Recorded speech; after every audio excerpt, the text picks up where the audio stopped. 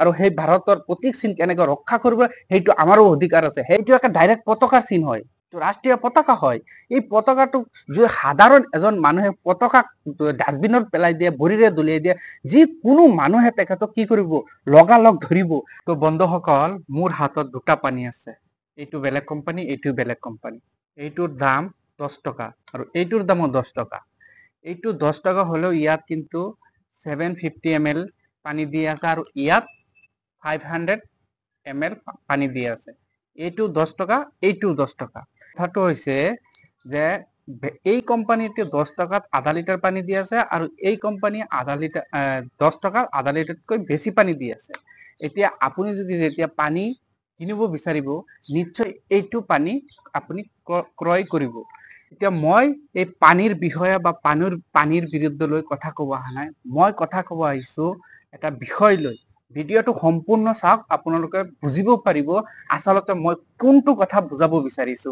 তেনেহলে ভিডিঅ'টো স্কিপ নকৰি সম্পূৰ্ণ ভিডিঅ'টো চাওক। আহক আমি ভিডিঅ'টো আৰম্ভ কৰো। এই পানী আধা লিটাৰ পানী 10 টকাত পোৱা যায়।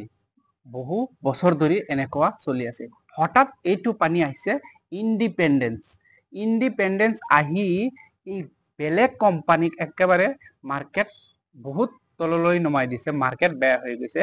আৰু আমি দেখিব পাৰিছো মাৰ্কেটত যিসকল মালিকসকল আছে তেখেতে কিন্তু প্ৰতিবাদো কৰিছে, কিন্তু প্ৰতিবাদ কৰিও সিহঁতৰ কোনো কামত নাহে। কাৰণ এই কোম্পানীটোৱে পানী 10 টকাত বেছিকৈ দিব পাৰে, আধা লিটাৰতকৈ বেছি পানী, প্ৰায় 750 ml পানী সিহঁতে 10 টকাত দি আছে আৰু 1.5 লিটাৰ পানী 20 টকাত দি আছে। আৰু এইটো কোম্পানী, এনেকুৱা বেলেগ কোম্পানীয়ে 10 টকাত আধা লিটাৰ পানী আৰু 1 লিটাৰ পানী 20 টকাত দি আছে।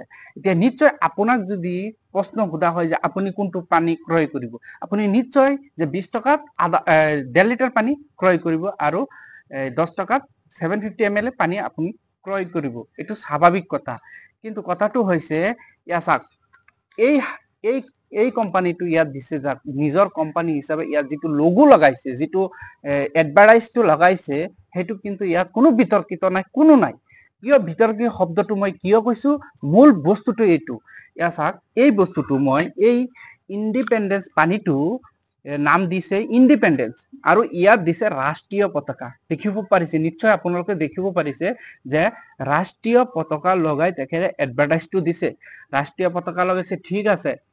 যদি ইণ্ডিপেণ্ডেন্স নামটো দি ৰাষ্ট্ৰীয় পতাকাৰ ভিতৰত তেখেতে যিটো এডভাৰটাইজ কৰিছে, এই এডভাৰটাইজটো অপমান কৰিছে নে নাই, মই আপোনাক প্ৰমাণ সহকাৰে মই বুজাই আছো, কৈ আছো, নিশ্চয় আপোনালোকে শুনক। এয়া যিটো লোগো, যিটো ৰাষ্ট্ৰীয় পতাকা দিছে, কোনোবাই এই পানীটো খাই বটলটো কি কৰে, পেলাই দিয়ে, ডাষ্টবিনটোত পেলাই দিয়ে বা বেলেগত কেতিয়াবা পেলাই দিয়ে। বেলেগ মানুহে ভৰিৰে দলিয়াই দিয়ে। ভৰিৰে দলিয়াই দিয়ে কিয় দিয়ে? ইয়াত বহুত মানুহে নাজানে এইটো এটা ৰাষ্ট্ৰীয় পতাকা। এই ৰাষ্ট্ৰীয় পতাকা কোনোবাই ভৰিৰে দলিয়াই দিয়ে বা কোনোবাই ডাষ্টবিনত পেলাই দিয়ে, এইটো অপমান নহয় জানো? আপুনি নিজে চিন্তা কৰকচোন। যিসকলে ভিডিঅ'টো চাই আছে, আপুনি নিজে চিন্তা কৰক যে কোনোবাই যদি ৰাষ্ট্ৰীয় পতাকাখন, এই দেশৰ পতাকাখন, এই পতাকাখনৰ বাবে দেশখনক, গোটা পৃথিৱীখন চিনি পায়, সেই বস্তুটোক যদি কোনোবাই অপমান কৰে, এজন স্বচ্ছ নাগৰিক, ভাৰতীয় নাগৰিক কেতিয়াও সহ্য কৰিব নোৱাৰে। মই নিজেও এই বস্তুটো কেতিয়াও মানি নলওঁ যে এই পতাকাটো যেতিয়া পানী খাই বটলটো পেলাই দিয়ে, কোনোবাই দলিয়াই দিব, কোনোবাই ডাষ্টবিনত দিব, সেইটো কিন্তু মোৰ কেতিয়াও সহ্য নহব। সহ্য নোহোৱাৰ কাৰণটো হৈছে এইটো এটা ভাৰতৰ ৰাষ্ট্ৰীয় পতাকা হয়, এইটো আমাৰ এটা প্ৰতীক চিন হয়। সেই চিনটো কোনোবাই যদি অপমান কৰে, সেইটো কেতিয়াও সহ্য কৰা নহব।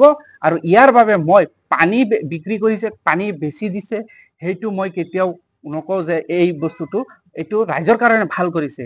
এই ভাল কামৰ ভিতৰত যে বেয়া কামো সোমাই আছে, সেইটো ৰাইজে উপলব্ধি কৰিব লাগে আৰু সকলোৱে বুজিব লাগে যে এই বস্তুটো যিটো চিহ্ন বা যিটো পতাকা দিয়া আছে, এই পতাকাৰ ভিতৰত যিটো অপমান হৈ আছে, চূড়ান্ত অপমান, সেই অপমানটো কেতিয়াও সহ্যকৰ নহয়।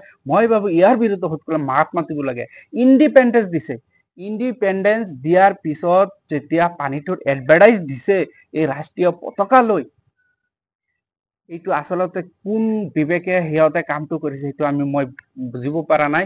হয়তো আপোনালোকেও এই বিষয়ে যে ৰাষ্ট্ৰীয় পতাকাক দেশৰ পতাকাক যি তিৰংগাক যিসকলে অপমান কৰিছে হয়তো এইটো বহুত ভয়ংকৰ এইটো পানী ইয়াত অলপ কম আছে ইয়াত অলপ বেছি আছে এতিয়া যাৰ যিটো পছন্দ হয় সেইটো ক্ৰয় কৰক মই নকওঁ যে এইটো আপুনি ক্ৰয় কৰক মই নকওঁ যে এইটো কৰক এইটো ভাল হেয়াত মই কেতিয়া বিতৰ্ক নকৰো ইয়াত চাওক লিখা আছে ৱাটাৰ উইথ মিনাৰেলছ এইটোতো লিখা আছে ৱাটাৰ উইথ মিনাৰেলছ এইটো মিনাৰেলছ হয় ইয়াত বেছি আছে ইয়াত কম আছে এতিয়া আপুনি ডিসাইড কৰক আপুনি নিজে ভাবক যে কোনটো ল'ব আপুনি সেইটো আপোনাৰ বিবেক কিন্তু কথাটো হৈছে যে ৰাষ্ট্ৰীয় পতাকা লগাই তেখেতে যিটো মানুহে বহুত মানুহে নাজানে ইয়াত ৰাষ্ট্ৰীয় পতাকা লগাই আছে পানী কাচি পেলাইছে বেলেগ মানুহ আহিছে ভৰিৰে দলিয়াই দিছে এই ৰাষ্ট্ৰীয় পতাকাক যদি এনেকে চূড়ান্ত অপমান কৰে এইটো কেতিয়া সহ্য নহয় কাৰণ এই বস্তুটো ইয়াত চাওক আপোনালোক স্পষ্ট দেখিব পাৰিছে অলপ ওচৰত আহক দেখাই দিয়ক বটলটো দেখাই দিয়ক এই বস্তুটো আপোনালোকে চাওক যে ইয়াত ইণ্ডিপেণ্ডেন্স দিয়া আছে আৰু এই প্ৰতীক চিহ্নটো যে দেখিছে এইটো একটা ডাইৰেক্ট পতাকাৰ চিহ্ন হয় ৰাষ্ট্ৰীয় পতাকা হয় এই পতাকাটো যে সাধাৰণ এজন মানুহে পতাকাক ডাষ্টবিনত পেলাই দিয়ে ভৰিৰে দলিয়াই দিয়ে যি কোনো মানুহে তেখেতক কি কৰিব লগালগ ধৰিব সেইটো যে ইয়াত ৰাষ্ট্ৰীয় পতাকা আছে বহুত মানুহে ইয়াত ডাষ্টবিনত পেলাই আছে আৰু বহুত মানুহে এইটো কি কৰি আছে ভৰিৰে দলিয়াই আছে এইটো সাধাৰণ এজন স্বচ্ছ ভাৰতীয় নাগৰিক এই বস্তুৰ কেতিয়া সহ্য কৰিবই নোৱাৰে ভাৰতৰ পতাকা কোনোবাই অপমান কৰিব এইটো আমি চাই থাকিম এটি কেতিয়াও নহব মই সেই পতাকাৰ বাবে এই যেটো এডভাৰটাইজ লাগে যেটো চিহ্ন লাগিছে সেইটোৰ বাবে মই সদায় প্ৰতিবাদ কৰিম আৰু প্ৰতিবাদ কৰি যাম কাৰণ মই এজন ভাৰতীয় স্বচ্ছ মানুহ আৰু সেই ভাৰতৰ প্ৰতীক চিহ্ন কেনেকৈ ৰক্ষা কৰিব সেইটো আমাৰো অধিকাৰ আছে সেইবাবে ইয়াৰ কাৰণে মাত মাতিব লাগে সকলোৱে ময়ো মাত মাতিছো জয় আই অসম